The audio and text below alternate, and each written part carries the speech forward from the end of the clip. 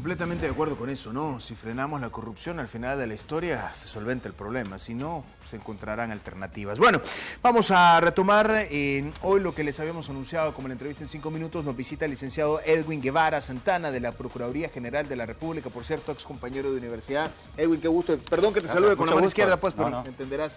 Es necesario. De violencia laboral, pero no quiero acusar a nadie, ¿verdad, Lourdes? Entonces, lo que vamos a hacer hoy es poner en perspectiva un poco el tema del inquilinato, porque creo que es importante dimensionar ambas cosas, tanto cuando tú eres quien alquila como cuando tú cedes un bien en alquiler. Y aquí la primera cosa que te preguntaría, mi querido amigo, es ¿por qué la importancia de tener un contrato de alquiler? Porque muchas veces eso sucede de plática, ¿no? De hecho, verbalmente, sin nada escrito. Muy buenos días a todos los televidentes. Sí, la importancia del contrato de arrendamiento radica en los derechos que emanan de ese mismo contrato, ¿verdad? Es decir, eso le sirve tanto al dueño del inmueble como al inquilino, ¿verdad? Establecer claramente cuáles son las facultades legales, las obligaciones que tiene tanto el que está alquilando como también el propietario del inmueble. Muy importante, de hecho, la ley de inquilinato establece la obligación, ¿verdad?, del dueño del inmueble de elaborar el contrato de arrendamiento. Alquilar, yo puedo alquilar un carro, yo puedo alquilar una casa, puedo alquilar un barco, no sé para qué lo alquilaría, pues, pero está dentro de las posibilidades legales de hacerlo. Pregunto, en su experiencia como abogado, ¿cuál de todas las posibilidades de contratos, incluyendo el de inquilinato, es más recomendable que sea por escrito? ¿Cuál debe ser por escrito? ¿Y por qué? Sí, yo creo que el de vivienda, ¿verdad?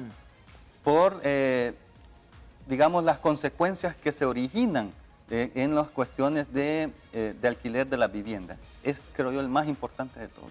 Le hago una pregunta, Alic, porque mucha gente dirá, mire, pero es que lo que pasa es que yo no tengo un abogado, me puede costar mucha plata. ¿Hay alguna obligación y de quién es la obligación de generar este contrato? ¿Y hay alguna entidad donde se pueda solicitar asesoría jurídica gratuita para esto? Sí, para eso está la Procuraduría General de la República, ¿verdad? A nivel nacional, todas sus agencias, ustedes pueden llegar y la asesoría es gratuita. Quizás uno de los derechos importantes de todo ciudadano es la información, ¿verdad? Y estar bien informado, eso genera la defensa de esos derechos, ¿verdad? Entonces ustedes pueden llegar a la Procuraduría General de la República y ser asesorados de forma gratuita, ¿verdad? Y le damos los servicios tanto administrativas como judiciales si fuera necesario. ¿Y esa asesoría implica que me van a hacer ustedes el contrato o que me van a explicar cómo hacerlo? Le podemos explicar cómo hacerlo, ya que ya la cuestión notarial no se da ese servicio, pero sí se le puede dar una orientación tanto al dueño del inmueble como también al inquilino. Licenciado, dos preguntas que mucha gente se hace. ¿Por cuánto es el mínimo por el que yo puedo hacer un contrato de inquilinato? Es decir, que me alquile una casa. Usted es dueño de una casa, yo llego con usted, le digo, mira, alquílemela. ¿Quién de los dos debe hacer el contrato y por cuánto es el mínimo? Realmente la ley no establece mínimos, ¿verdad? Actualmente es una cuestión libre del dueño del inmueble de establecer cuál es el monto que va a cobrar por rentar el inmueble determinado. Ahora bien, la obligación, como lo dije anteriormente, de elaborar el contrato es del dueño del inmueble, ¿verdad? Y no me lo tendría que pasar a mí, ¿verdad? No, definitivamente el dueño del inmueble. De hecho, la misma ley establece que si el dueño no hace el contrato y eso se va a un proceso judicial, el juez le puede imponer una multa por la falta de ese contrato. Licenciado, ¿qué cosas básicas, elementales, deben estar incluidas en ese contrato, en ese instrumento? Bueno, en primer lugar es el plazo del arrendamiento, ¿verdad? Segundo lugar es el precio que se establece.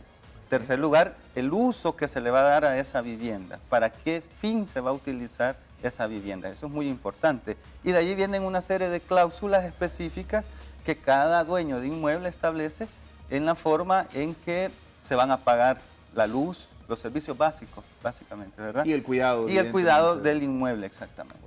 Licenciado, el tiempo en televisión es muy corto, pero desde ya lo invito, si usted tiene el tiempo y nos hace el honor, de la próxima semana, a hablar un poquito de los casos más frecuentes que se dan en cuanto a violación de ese contrato y las consecuencias, ¿no?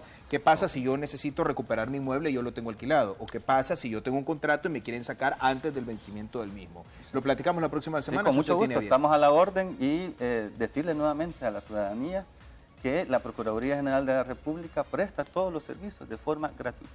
Perfecto. Muchas gracias, licenciado. Vamos a despedirnos.